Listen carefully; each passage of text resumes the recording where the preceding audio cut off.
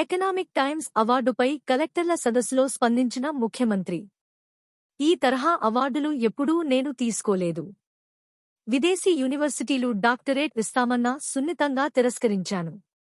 ఈ అవార్డు రావటం వెనుక క్రెడిట్ అంతా నా సహచరులు, అధికారులు, కలెక్టర్లదే. 18 months మనం 5వ కాన్ఫరెన్స్ పెట్టుకున్నాం. అయితే ఈ 18 months లో ఈ రోజు కొంతమంది రికగ్నైజ్. జనరల్ గా నేను ఈ అవార్డ్స్ ఎప్పుడు తీసుకోలేదు. కొన్ని ఫారిన్ యూనివర్సిటీస్ కూడా PhD ఇస్తా ఉంటే, ఆనరీ డాక్టరేట్ ఇస్తా ఉంటే నేను పొలైట్ గా రిఫ్యూజ్ చేశాను. ఈ రోజు కేశవ్ గారు చెప్పిన దానికి రెఫరెన్స్ చూస్తే ఎంటైర్ క్రెడిట్ గోస్ టు నా కొలీగ్స్, ఇద్దరు కలెక్టరేట్లు గానీ, మీరు కలెక్టర్స్ గానీ, హెడ్ ఆఫ్ డిపార్ట్మెంట్స్ గానీ, ఈ పక్కండే ministers and senior secretaries including chief secretary.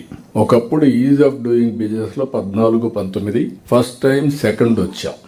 Gujarat was ahead of us. Then 2వ సంవత్సరం నుంచి మనం నెంబర్ 1 వచ్చాం. 4 ఏళ్లు మనమే నెంబర్ 1 వచ్చాం. Ease of doing business judgement లో కూడా వాళ్ళు మార్చారు ప్రొసీజర్స్.